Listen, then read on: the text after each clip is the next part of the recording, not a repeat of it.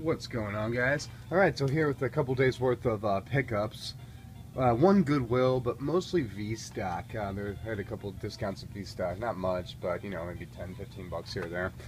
So let's start with first thing, which is a gift from a friend on YouTube. Actually, not necessarily a gift, it was a trade, but he came forward and said, hey, you know, let me go and get those other 4 Mario Kart 8 toys you needed. This is my friend Asian Sleepy. Some of you, I'm sure, already know him. So he went ahead and got me Mario, Donkey Kong, Luigi, and Yoshi, and I already had the other 4, so now I've got all 8 of those. Obviously they're collectible, and there's little papers in there, but I'm sure so many people, these are leaving them closed. I really probably will just open these up and throw them on top of my TV for looks while I'm playing Mario Kart 8. I still haven't decided if I want to do that yet or just leave them in the package, just because there are little stickers that go with them. But really, you know, it's like, do I want to enjoy them and have them displayed in the collection, or just leave them in the packaging and have them for later? You know, I don't know. It's not that I really want something to sell, but I guess I just want to watch and see what other people are doing first.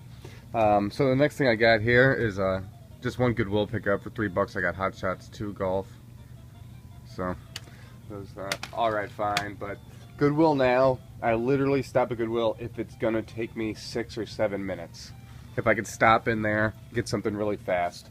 I did stop, I hollered at the owner of the neutral zone at Chesterfield Mall as he was going in the his entrance there, and the store was closed, but I chatted him up and he kicked me down this video game collector's magazine. This is actually from 2007, and this one, number 9, has a Sega Saturn photo checklist, which I thought was neat. Of course, I inquired really quickly about the NES one, if he had one available for sale, and he said no, and they actually go for around 50 bucks. But the NES one would be nice just to have like photo pictures of all the games and whatnot. But you know, here even in 2007 there was a guy named Brian's Toys, and maybe some of you have heard of this. I'm sure there are a lot of people like this, but this guy threw up ads basically saying, look what I'm giving you. And he was banking on the fact that people are going to see these high $100 numbers and trade in their sealed games. He wanted, here's what he was asking for. Basically, I'm paying what he considered to be top dollar for factory sealed Nintendo games near mint. So, I mean, even before the big craze, this guy got in really early. Well, late in a sense, but earlier than the, you know, the bit before everybody really started collecting again in 2007, 8, 9, and basically started buying up sealed sealed games. So I'm sure this guy made a pretty penny, but you know, I don't know. It's just hard to see stuff like that, but that's business for you. So thanks to Sean for that one. Now, I did receive the issue number 1 from Nintendo Force also. I don't remember if this was part of the Kickstarter, if it was something I paid like an extra $5 for, or if this is actually a gift from a milestone of the Kickstarter or tier reward or something. I don't know. But it is nice to have this issue 1, as this issue 1 off of HP Net or HP Print Zone or whatever it's called, magazine publisher. It was like 30 bucks. So I almost have all of those now. I did get one other book here. It's a novel. It's called Ready Player One. I read Super Mario recently, and I'm currently reading Council Wars right below that. Ready Player One's a novel just about a very rich man, the richest man in the world, and he created a virtual online game called Oasis that people are addicted to, and basically left his will and an Easter egg in the game, and it's just about people spending their life playing this game. Online game. So with the dominance of video games in our lives, we're going to start seeing books written about them, and we are inevitably going to have, you know, great authors pop up from video games, you know, and there's going to be authors that we remember. Will we remember Jeff Ryan? You know, will we remember Blake Harris? I don't know if names of authors will stick around like they used to when books were the only thing and there wasn't even television, and all books competed with was cinema, really.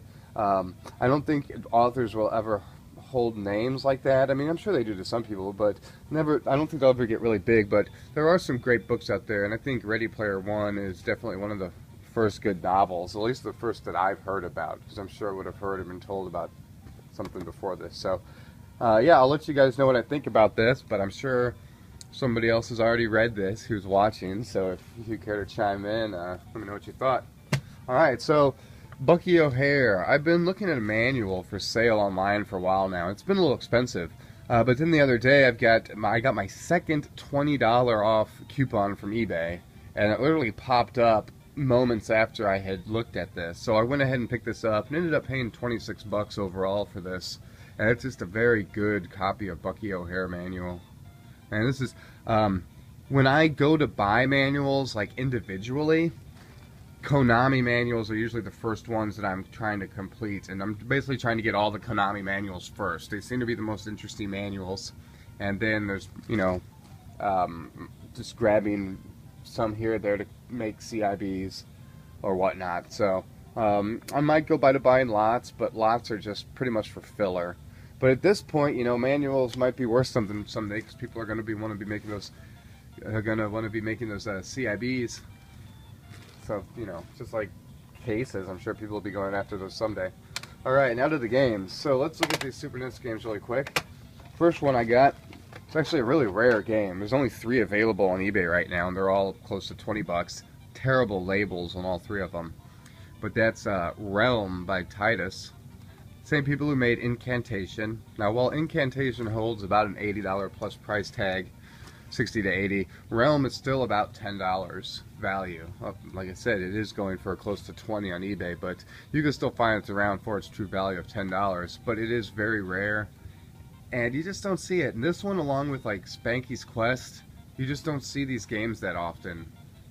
There's Super Nintendo games that are, you know, people are piling up and just falling off the radar. And more than ever this summer, NES games and Super Nintendo games and Game Boy have pretty much just fallen off the map. People are just buying them up off of eBay to the point that there's only 1 or 2 or 3 on there, and prices are just really ridiculous.